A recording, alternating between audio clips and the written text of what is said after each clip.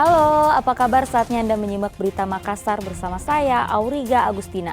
Sejumlah berita menarik akan kami sajikan untuk Anda. Berikut 3 berita utama hari ini. Sapi kurban masuk got di Jalan Wijaya Kusuma, Kota Makassar. Evakuasi berlangsung dramatis. Cegah penularan penyakit mulut dan kuku, pengawasan keluar masuk hewan ternak di Pangkep diperketat. Harga sejumlah bahan pokok di Pasar Sentral Bulukumba terus melonjak.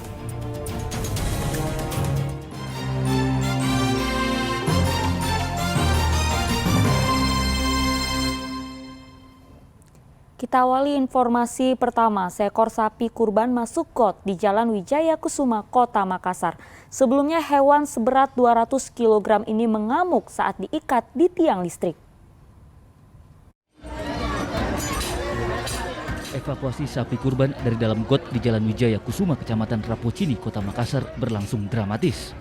Tim pemadam kebakaran Makassar dengan sejumlah peralatan berat terpaksa menjebol jalan depan rumah warga. Sebelumnya hewan seberat 200 kg itu mengamuk hingga terperosok masuk got sedalam 1,5 meter saat diikat di tiang listrik. Petugas harus lebih hati-hati agar sapi tidak panik dan takut. 1 jam berselang, sapi yang terjebak dalam got itu berhasil dievakuasi. Namun, sapi kembali mengamuk karena banyak warga berkerumun. Beruntung, petugas masih bisa mengendalikan sapi yang masih terikat sehingga tidak menimbulkan korban jiwa. Hewan kurban yang terperosok masuk ke dalam got. Ya, lumayan gotnya itu sekitar 1,5 meter dalamnya. Ini kayaknya seperti butuh alat berat, Pak ya? Kalau membutuhkan alat berat, memang membutuhkan, tapi kita usahakan, kami dari tim rescue pemadam kebakaran Kota Makassar, kita mengusahakan dengan alat yang kita punya, itu ada tripod, kita menggunakan teknik block and tackle. Itu berapa jam, Pak, baru bisa dievakuasi anunya? Kami membutuhkan waktu sekitar 1 jam. Berapa personil, Pak, yang dikerahkan? Personil yang kita gerakan itu ada 10 orang, 2 unit mobil rescue. Ini sapi kurban ya? Iya, sapi kurban. Ini ceritanya memang tadi bisa lepas ini. Ya pada saat diikat ya langsung terjeblos ke dalam itu aja. Gagot ya? Ya. Guna mencegah kejadian serupa terulang, pemilik mengikat sapi dengan kuat menggunakan tali khusus. Andi Muhammad Sardi melaporkan dari Kota Makassar. Ya, ribuan warga Makassar mengikuti sholat Idul Adha di Masjid Al-Markas Al-Islami Kota Makassar pada Minggu pagi. Sedangkan para pengikut Muhammadiyah melaksanakan sholat Idul Adha di Masjid Baitur Rahman Makassar pada Sabtu pagi. Antusiasme ribuan warga mengikuti sholat Idul Adha tampak di Masjid Al-Markas Al-Islami Kota Makassar pada Minggu pagi. Bertugas sebagai penceramah di masjid terbesar Kota Makassar ini adalah Rektor Universitas Hasanuddin Jamaluddin Jompa. Usai sholat Idul Adha, sebagian warga dari luar Kota Makassar sengaja bersuah foto bersama keluarga ataupun teman-teman, memanfaatkan keindahan Masjid Al-Markas Al-Islami. Sementara itu, para pengikut Muhammadiyah di Makassar melaksanakan sholat Idul Adha di lapangan Masjid Baitur Rahman Jalan Urip Sumiharjo pada Sabtu pagi. Berbeda sehari dengan keputusan pemerintah, warga Muhammadiyah meyakini perayaan Idul Adha pada 9 Juli 2022 berdasarkan perhitungan hisab. Pelaksanaan sholat Idul Adha di tempat ini berlangsung aman dan tertib.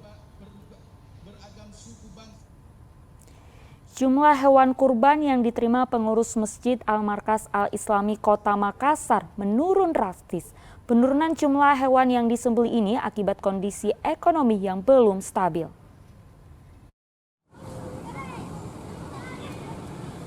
Kondisi ekonomi yang belum stabil di Kota Makassar akibat pandemi COVID-19 berdampak pada penurunan jumlah sapi kurban yang diterima pengurus Masjid Al-Markas Al-Islami. Jumlah hewan kurban yang disembelih tahun ini menurun drastis. Biasanya sebelum pandemi COVID-19, jumlah sumbangan sapi kurban mencapai 40 ekor. Namun saat ini hanya ada 20 sapi kurban, termasuk sumbangan mantan Wakil Presiden Yusuf Kala. Pemotongan hewan kurban sendiri ada berapa Pak yang dipotong? Ternyata sampai hari ini 20 baru 20. Biasanya kita terima sampai hewan kurban itu 30 sampai 40 ya. Tapi tahun ini mungkin ada banyak faktor ya. Iya, Pak. Masalah daya beli keluarga yang mau berkorban itu mungkin tidak terlalu memadai sehingga agak sedikit hewan korban tahun ini. Saya catat hingga terakhir ini ada 20 ekor sapi potong yang akan dipotong hari ini selama 3 hari. Jadi mungkin sekitar 8 ekor sapi 1 hari. Iya. Kabarnya ada sapinya Pak Mantan Wapres Pak JK juga. Selalu ada itu tiap acara seperti ini Pak JK 1 ekor. Saya dengar ada dari Pak Wali Kota juga, Rektor Unhas, keluarga besar Unhas juga ada sumbangan 1 ekor. Iya. Total sapi yang siap untuk hewan korban kali ini adalah 20 ekor. Iya. Selain kendala ekonomi, penyebab berkurangnya sapi kurban yang dipotong di Masjid Al-Markas Al-Islami hingga 50% dipicu ancaman penyakit mulut dan kuku atau PMK dari luar Makassar.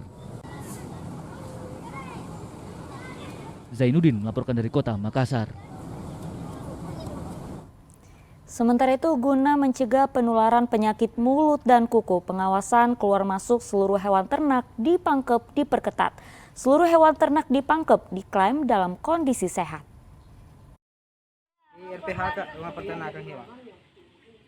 Pemerintah Kabupaten Pangkep memperketat pengawasan keluar masuk seluruh hewan ternak guna mengantisipasi penyakit mulut dan kuku atau PMK. Meskipun belum ada wabah PMK di Pangkep, satuan tugas PMK telah dibentuk dengan melibatkan berbagai pihak. Pemerintah setempat juga sudah menerapkan lockdown guna membatasi keluar masuk hewan ternak agar terhindar dari penularan PMK.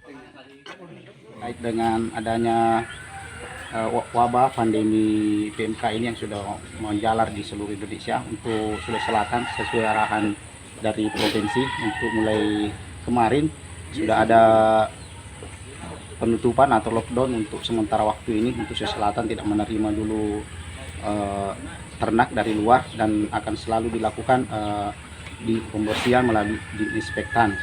Atas petunjuk Bapak Bupati diinstruksikan kita ini Dinas Pertanian yang menangani peternakan dan kesehatan hewan untuk segera membentuk Satgas kewaspadaan penyakit mulut dan kuku tingkat kabupaten dan arahan beliau dia yang mengkoordinir langsung Satgas ini dengan pelaksana hariannya Sekda Sekretaris Daerah dan melibatkan Prokopindah dan dinas-dinas terkait. Sementara itu persediaan hewan kurban di Pangkep masih memadai. Berdasarkan data estimasi petugas, ada 789 hewan kurban. Total jumlah hewan kurban yang dipotong saat Idul Adha di Pangkep diprediksi mencapai 600 ekor.